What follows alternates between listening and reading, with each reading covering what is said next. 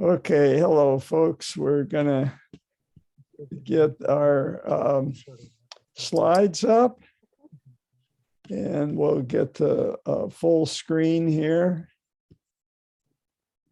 And okay, just a quick review of what we've talked about with transportation, which was walking in the days of early Buddhism. And this is how they walked to China.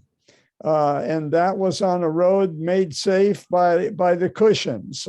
We talked about this last time during the Han and then the Tang, and the famous Buddhist monk that walked then from east to west down here along into China, visited the sacred sites on the Ganges where the Buddha was born. This is the guy.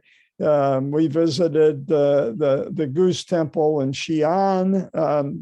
This is the 6th century, so we're a little bit ahead of where we're supposed to be.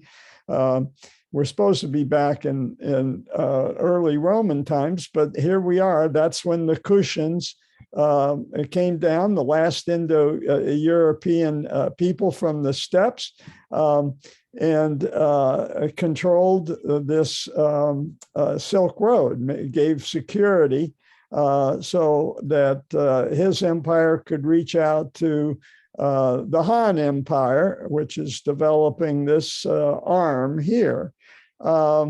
And the early Han, before the Tang, got all the way out to Kashgar, controlled that made it secure with police protection. And the wall also made it secure all the way out to Dunhuang that we talked about last time, where Jeremy took us. And then another map that shows kind of the same thing. You know, you can't get too many maps, but we could spend a lot of time. And if you look at it again, you can freeze frame it and study this a little bit more. But we got plenty of maps to cover. It was the Tang, though, that really secured everything. And they came in around 600. And you see they're all the way to the Pamir Mountains, which we're going to talk about in just a second. Just a quick word about the river systems here. I just want to point out one river. We've talked a lot about the Ganges, and it's this river here. But does anybody know what this river is? It's the Brahmaputra, and we ran into it when we were in southern China. We weren't there, but we ran into it on maps. This is the Mekong Delta. So again, another map of the Tang, the areas they controlled pretty far west. So back to what got us going on all this. So this is Ramsey's the first map. And if we can get past Ramsey's first map today, we'll be making great progress. Right in the middle is Taxila. We talked about that last time. And we talked about the road from Taxila up to Bach, which is currently near Mazar Sharif. And we talked about the road up to Kashgar. And I'm going to embellish that a little bit now and kind of finish that off. So this is the road up to Kashgar envisioned today. You know, we make these leaps all the way from the Silk Road to modern times because it's instructive. And here's Taxila still on the map, probably a tourist town more than anything. So Islamabad and Rawalpindi are the big cities in Pakistan now. But look, the original trail down within the neighborhood of Pakistan was surely was the foot trail or the horse trail even. Heads up now right through northern Pakistan and connects to Kashgar. And there's a proposed railway, a proposed railway that are, Barbara, I'll be darned. Hello, Costa Rica. There's a proposed railway. Can you believe it? That China and Pakistan, they're tied together economically, and the Pakistan, a Muslim state founded on Muslim principles, is very forgiving of what China is doing with the Uyghurs. And that is because of their economic interest. In this case, economics is trumping religion. And so this is the hope that they're going to build a railroad. Right now, it is open to truck traffic, but it's in bad repair, the highway. And so the Chinese are trying to upgrade that as well. But look how daunting this is. This is not going to be an easy task. This is what you've got to get through. And there must be some little passageways that work you can find going up to Kashgar. Daunting. And so here's the plan. This is what they're calling the economic corridor, right? And it's going to extend all the way down to Karachi. Irene had a question about why China was doing this to get to the sea. And Irene, here's your answer. Karachi's on the Indian Ocean. And so this is part of China's motivation. Think of all the shipping time that this would save coming all the way over here to the Indian Ocean as opposed to shipping out of Shanghai.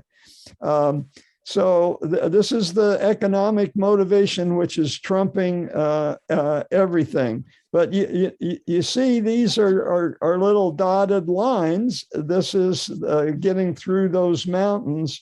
The road needs to be rebuilt. And if they're going to do a train, it's going to take a lot of time and a lot of Chinese engineering. But as we learned on our trip to China, they got good engineers. A little more detail than you want, but the communications trade links stretch out. Also go over to Baluchistan. And as we're going to talk in just a second, there's some hopes for Afghanistan. I want to take a little spur here. This is one of the tangents that we take, and this is also partially for Irene and her interest in Ladakh. We had friends that visited Leh, as you'll recall from our Pashtun series. And at that time, we talked about Kashmir and the problem with Kashmir, which is right down here. And now the line of control, fighting between the Pakistanis and the Indians for the control of Muslim Kashmir, the Muslim part of Kashmir even. And Modi has just recently removed Kashmir as an autonomous state and is being ruled directly from Delhi. So it's in the news every day. But I want to look at this. This goes down to Geet and Baltistan, and we learned last year that Shiism is strong here, and we saw a Shia festival in Leh. the capital of Ladakh. Fascinating. So let's continue. I want to start us off in Delhi. What if we wanted to visit Leh today? What's the best way? Well, you get on an airplane in Delhi, or you could drive 18 hours and get to Srinagar in Jammu and Kashmir on the Indian side of the border of control. So the Muslims here are controlled directly from Delhi by the Indian government, and Muslims on this side of the line of control are controlled by Pakistan. And there's a lot of terrorism going on back and forth. It's always in the newspaper. But let's say we want to get far away from that. We want to go over to Ladakh and Leh. And so off we go. Google Maps, very helpful. Thank you. And we drive all the way over to Ladakh, which is possible. And then our friends were in Leh, and what they could have done if they wanted to was look at the map and say, look at that lake complex. It straddles the border of India and China. And I was just noodling around. I wasn't sure what I was doing. And I saw this lake and I said, let's look into that. So you can get from Leh down to a city called Chushul, south of this lake system. Fairly easy. I mean, if you consider 4-5 hours easy, and you get to this lake. What? There's a yak on this lake. It's at 14,000 feet. Amazing. And there's ducks that live on the lake. And now this is being turned into the highest wetlands preservation site in the world under this Ramsar convention. It freezes in the winter, even though it's salt water. That's what happens at 14,000 feet. And the first transboundary wetland in South Asia, the highest saltwater lake in the world. And we'll talk about why it's saltwater in just a second. So here's the road from Chushul up to the lake. Not far at all. It gets you on the lake, 42 minutes. And what? There's restaurants up on the lake, Indian restaurant. Well, you want some Indian food? Let's go on up to the Pangong Lakes. And here is an Indian restaurant with a very modern pitch right on the lake. A little bit controversial. Now, environmentalists are saying how the Three Idiots restaurant is destroying the lake. Apparently, this has been a thing in some Indian TV series. And so a new middle class is going all the way up to this lake, flocking to this lake, because it's been, films have been made on this lake. And they're complaining about the brunt of Bollywood tourism on this lake. So you can get to the north side of the lake. And what's over on the north side of the lake? Well, military. So here are the outposts in blue of the Indian military, and in red of the Chinese. And this was part of the war between India and China in 1962. Can you imagine fighting a war up there? And here's an interesting ceremonial thing that India does along its borders. they put their border guards and dress them up, and they do kind of a triumphalist thing. This is our border, and don't mess with us. Well, China has responded, and they get all dressed up for these confrontations, staged, choreographed confrontations. But this is strange to do this at 14,000 feet in the snow. But India also does it with his border with Pakistan, and even much more choreographed. Here they are. Confronting Muslims in Pakistan on the border, all dressed up, high-stepping, women, Indian and women in the military participate in this, and crowds come to watch this triumphalism. This is on the India side, and they get dressed in Hindi military garb, and they do the high stepping there as well, while everybody looks on. It reminded us a little bit of the Scottish tattoo that we saw in Edinburgh. They have their Hindu traditions, but they also have British traditions. And the Edinburgh ceremonies have some overlap with this spirit. So let's look at the Chinese side. There's a bridge on the Chinese side. What? A bridge across the lake. And here they are building the footing of the bridge. I guess it's in COVID time. They're wearing masks, so it's a recent thing.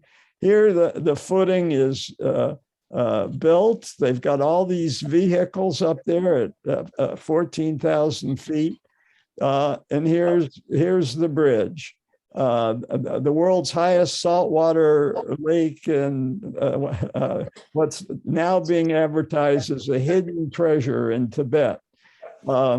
So I want to just comment on why it's saltwater. It's saltwater for the same reason that the Great Salt Lake is saltwater. It's landlocked. So the water, the rain, it doesn't, and snow, it doesn't flow out. It's stuck here, and evaporation over eons turn it into a salt water. It wasn't always like that. In prehistoric times, there's evidence that the river flowed to the west and emptied into the Indus River. So it's just in historic times, meaning the last 5,000-6,000 years, that this has been landlocked. Some ridge pitched up over here and blocked the outflow. The access is best from China. Why is that? India is a little bit paranoid, having lost the war in 1962. And so they're much more careful about granting permits and controlling who goes up there. Others must have group permits with a minimum of 3 people. So if Barbara's husband wants to organize a trip out of Leh, he's got to have this group permit, and everybody has to understand there's no boating. But from the China side, well, there's a national highway that passes by the eastern end, and you can rent a boat. No problem. And they also have restaurants along the shore. So let's take a look. And this is where 219 brushes the east end of the lake and travels on south. There, being in Tibet, there's a lot of Tibetan spiritual attachment to this lake. Markers like that. From the air, you can see a development where they've flattened and made the edge of the lake more flexible and built a resort and a restaurant and a place where you can rent a boat. So from the China side, feel free to go to this resort and rent a boat. And you can even go out and cause a furor by coming back and claiming that you went across the border into India. This was fact-checked, and these guys may have been bragging. The lake is famous for its changing of color from blue to green to red with the seasons and the different kind of plankton, I guess, that's in the water. But here's a Tibetan motif restaurant. So I just wanted to finish that just by reiterating what we talked about last week, which was another path into Tibet. And this is from the south. Just to be complete, I wanted to review that for you. This is in Yunnan, where we were with Ramsey and Janet a few years back, Kunming, and we were in Dali. And this tea horse trail continued on north. And tea was brought up here and eventually got to Tibet, where trades were made either directly or they went on to the Silk Road to make trades for the Persian horses. And I pointed out early the Brahmaputra River, this huge river that comes out that we hadn't heard much about and comes down through India and Bangladesh. The Brahmaputra River, one of the mighty rivers of the world that I'd never heard of. So we get somebody coming in. Hello, welcome. So we're on the Tea Horse Trail here and moving right along. This is the Tea Horse Trail. You're not going to be bringing herds and herds of horses on this, nor a lot of tea. Treacherous in some parts. All right, so that's my brief discussion of other ways to get to Tibet. It just fascinated me, and it allowed me to talk more about Ladakh. Does anybody have any comments or questions at this point before we go on to the steps? Johnny, why is the lake blue? I thought Salt Lake was white with salt, like Salt Lake City. I don't know that for sure. The salt is dissolved in the water, so it carries the color of the water. I suppose if it was very shallow and there was salt on the bottom, but through the vast part of the lake, it's blue. But I can't speak to that any more than my limited understanding. Oh, thank you. Yeah. Other questions, comments? On we go to the steps. And I just thought it was worth a review because we covered this when we talked about Russia. We covered it when we talked about the Great Game. But now we're in the context of the Silk Road. So a lot of the information is going to overlap with what we've learned before, but looking at it from the standpoint of the Silk Road, I think it's worth a review, at least for my understanding. And here in this nice soft color of green are all the grasslands where it paid off to be a nomad, a pastoralist, and keep animals. The agricultural revolution came along, and that was at around 10,000, but 10,000 BCE. But pastoralism was going on for much longer than that, and it stretches all the way with these little fingers of grasslands that are fertile, to at least to support animals, all the way across through the Ukraine, which is in the news, and possibly here the grasslands of the Ukraine on the western end. Headlines today is maybe that's been resolved and just taking a little sliver instead of the whole piece of the whole pie.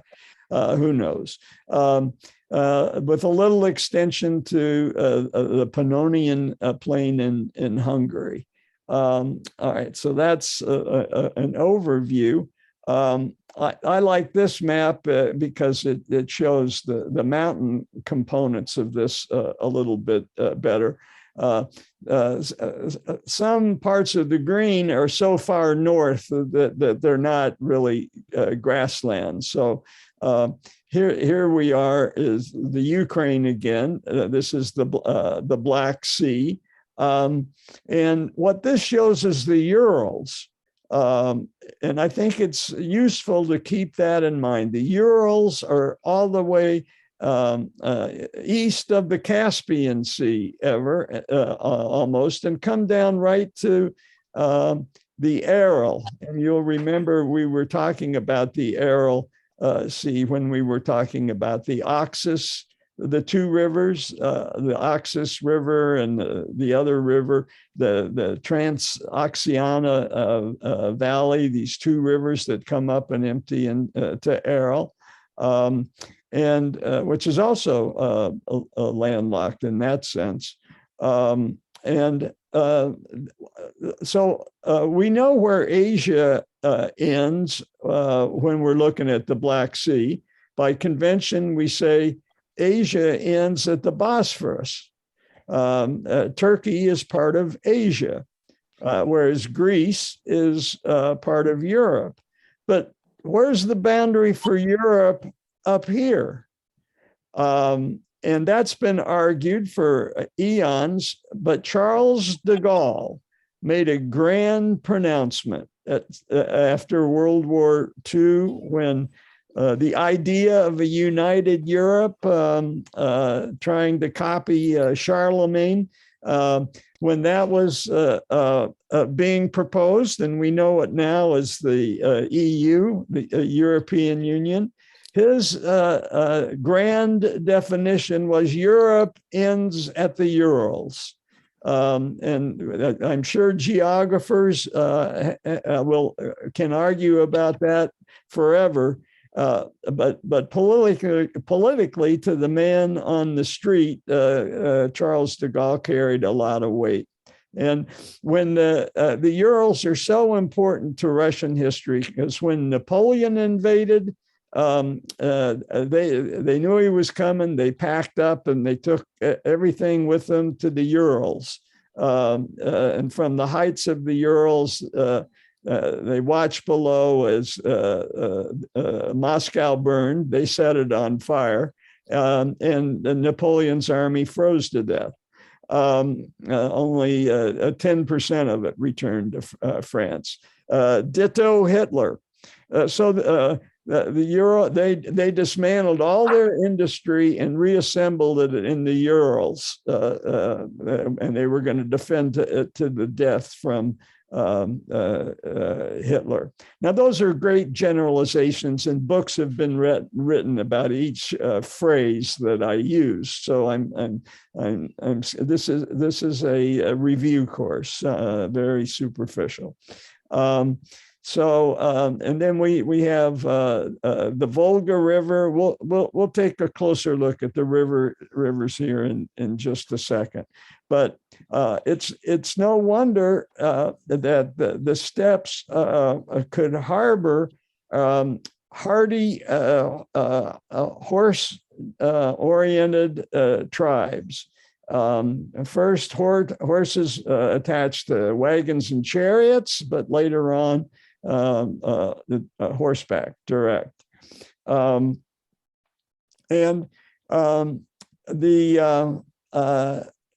should have, this is a little bit out of place. I misplaced this slide. So I'm just finishing up my thought of different ways to get to China. Oh boy, I got to correct this slide. It's the other is we're familiar with the Pamir Valley from our discussions of Afghanistan and the Pashtuns. Pashtuns never controlled this. Tajiks did.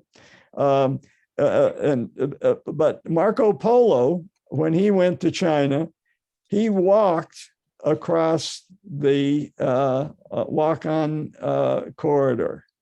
So that was a favored spur of the Silk Road. Here's the roughest pass. It's walkable, though, through the Pamir Mountains. I'm just kind of I'll have to correct that placement of slides. Sorry about that. So here's another nice map of the steppes. Nothing new here, but it's always helpful to me to study maps. There's always something new to learn. And here we see that Moscow is north of the steppes. So they're dependent on southern territories. And we see the Volga, the famous river that we hear talked about coming down and emptying into Caspian Sea. Somebody needs to mute. And emptying into the Caspian Sea. Aiko and I went on a river trip from Moscow to St. Petersburg. We looked on the map, and Moscow isn't on a river. How can that be? Well, there's something called the Great Moscow Riverway. The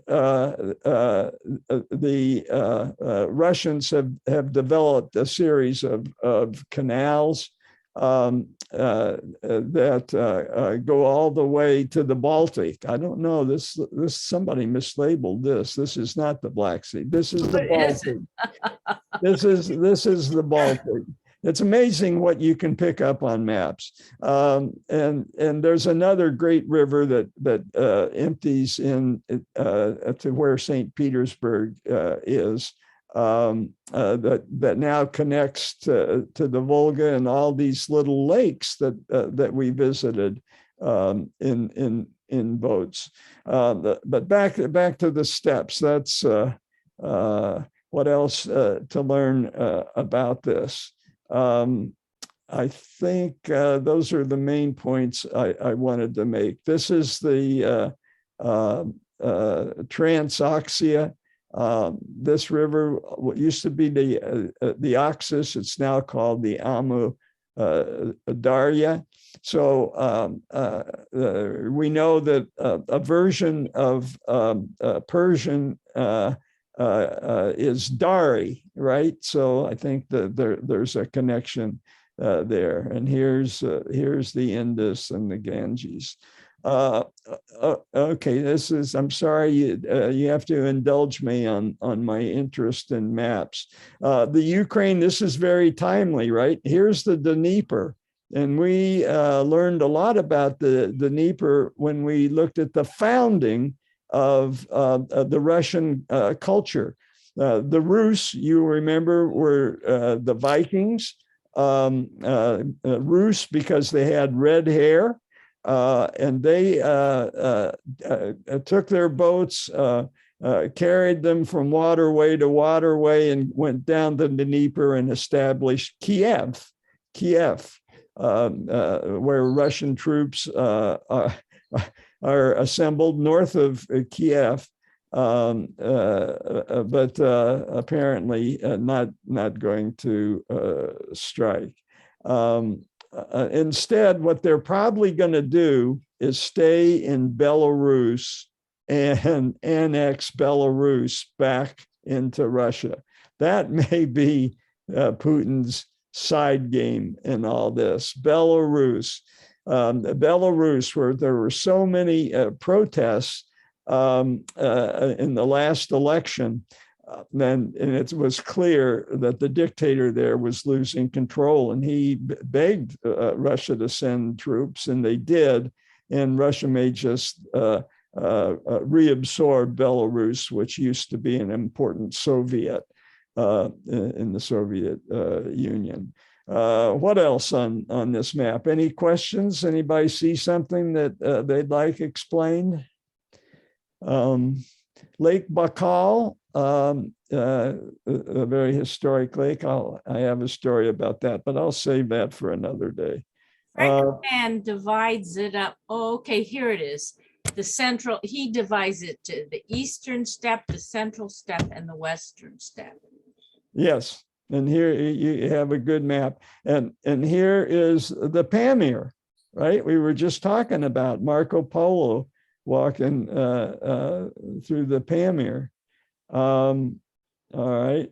And actually, you know, to divide it up into the three sections in the steppe, each one is divided by those mountains, the Urals, and then the, I forget what the other mountain is called that divides the central from the eastern. But it's very conveniently divided by the mountains. Yeah, it's very helpful for us learning a new story of the Silk Road to have these categories, you know. Yeah, thank you, Aiko. And off we go. Oh, here you can see the Brahmaputra, nice and clear here. Originates in the Himalayas. Look at all these great rivers that originate not far from each other in the Himalayas, the Indus, the Ganges, and the Brahmaputra. And this is all the Mekong, will become the Mekong. They're little rivers until they all join to form the Mekong. Maps. Okay, so the Altaic people. So the Kushans were the last Indo-European people to come down from the steppes. And we'll talk about the first ones in a few minutes. After that, it was the Mongolians and the Turks that were first terrorized China. Thus the Great Wall. Later on, we're going to see that there's this massive move to the west. I wanted to take a little time out and talk about language. We've talked in the past about the Altaic language. And for some members in our group, that's of interest because a subgroup of the Altaic languages are the Japonic languages, which makes crystal clear that this is not a part of China, linguistically at least. I want to look at these red areas. These are the Tunguistic, and I'm thinking, I wonder if when they crossed into the New World, humans, if they carried with them a language, and the language of Siberia would be the language of American Indians or Native Americans from north to south. So that was my, I queried the internet, and this was my initial interrogation, and cyber intelligence said, why don't you rephrase that? And this, they gave me this nice option, which fit perfectly what my question was. And in particular, Navajo, which is an Athabascan language from northern Canada. The Navajo have come down south relatively recently. By that, I mean the last 500 years. Before that, they were northern Canadian inhabitants. And I found my answer on this forum, Quora. When I ask a question, I often get a Quora, sent to Quora, where people can pose questions and other people can answer them. And here's this guy who's been living on the Navajo for 2 years. Here he is doing pottery and studying language and culture. I don't know more about his background, but he has an active following with these kind of questions on Quora, as you can see. And a miracle of a modern day communications, where our curiosities can, we can indulge our curiosities and get pretty quick answers. And here's his answer: no. There's no relationship. Why? Because linguistic similarities can persevere only for 5,000 years at the most. And there's linguistic drift that dilutes out similarities in language. It doesn't, they're for continuity genetic studies. They're good, but not linguistic. And I've taken to using language as a first order relationship to culture, right? Because values are embedded in language, but not across any more than 5,000 years. That gets washed out. And just remember what we're talking about. 5,000 years seems like a long time ago. But the genes between the American natives and the Siberian natives separated 24,000 years ago. And by 16,000 years, the eastern branch were expanding into the Americas. And by 14,000 years ago, they'd made it all the way to South America. So any language was washed out by them. So that's what I learned. The answer is no.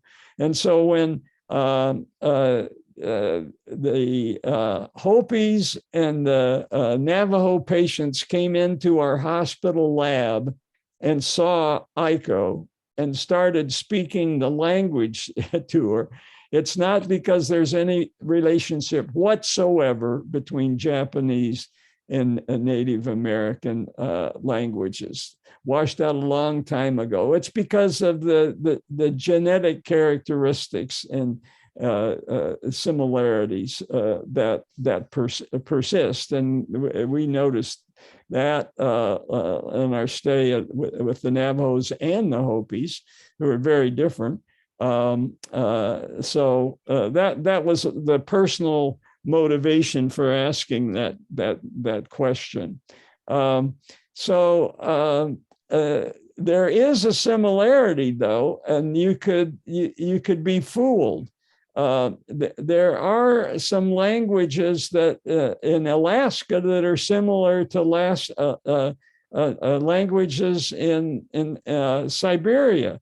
So you'd say, well, wait a minute, there is an influence, but hold on. So the major language groups up here are the Intuit and the Athabascan. I haven't quite worked out how that fits into the color scheme here.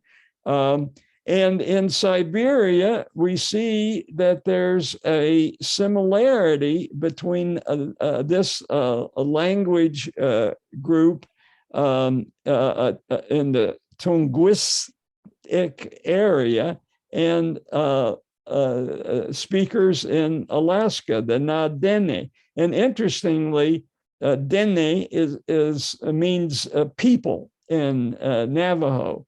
That can't be a coincidence.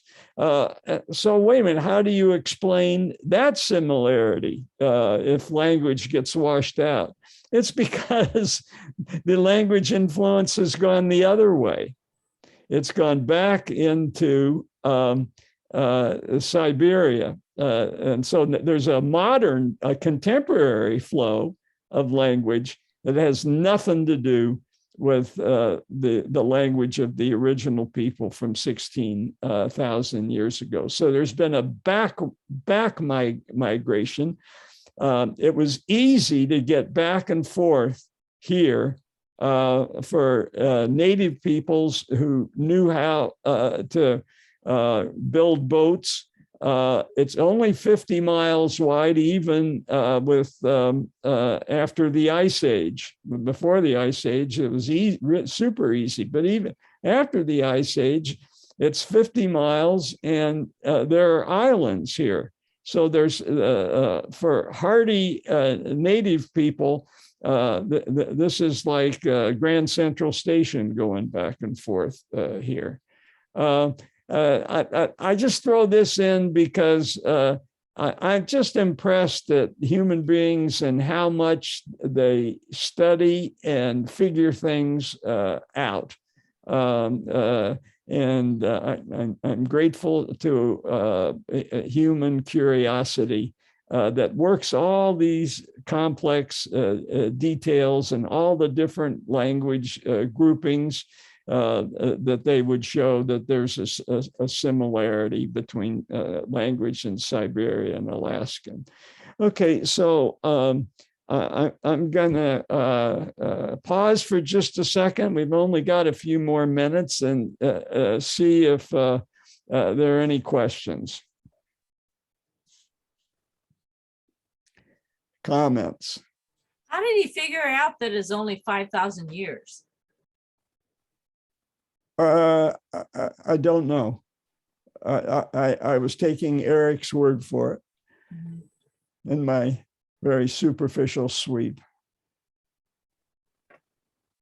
Okay, so the next part that we're going to get into is we've talked about the last of the Indo-European invaders into the civilizations of the world. That was the Kushans. And 300 years later, you get big time the Huns. And for sure, they spoke Altaic languages, both the Mongols and the Turks. And it's hard to know whether the Huns were Turks or Mongols. It doesn't matter. They spoke the same language group, and they could communicate with each other, and they certainly could understand the values as transmitted in the language better. So I think that's just a key concept. And so the Huns were originally called the Xiongnu. And that's how what the Chinese called them, this terror on their northern and western borders. And this is one of Ramsey's slides, and he's marked how the Xiongnu came across. And Another one of Ramsey's slides showing how the Turkic and the Mongolians pushed. And it was actually the pressure of them that pushed the Kushans, who were to their west, pushed the Kushans down into the Silk Road. So, and this is just at the beginning of historic times that this is beginning to happen. This shows more detail. And the White Huns come down and influence the evolution of Afghanistan and instill terror in the Pashtuns and probably add aggressive genes and languages into the culture at around 500. And they controlled the whole area. Here's Peshawar, and all the way down almost to Delhi. Here's a theory that the Hun in Hungary refers to the Huns. And here's a quote from the literature I read on the Pashtuns about this injection of aggressive Huns, the so-called White Huns. Okay, so the Huns were not the first nomad invaders from the steppes, and this is where we're going to start next time. Who were the very first invaders from the steppes? So that's going to take us back 6,000 years. And a quick review from the European point of view, but it obviously has the same effect on the Silk Road as it did on Europe. So in the final couple of minutes, any questions, comments? I have flexibility today, given my clinic.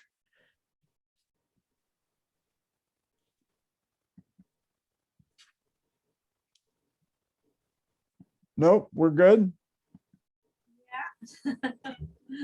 Oh. Why are they called White Huns? I don't know.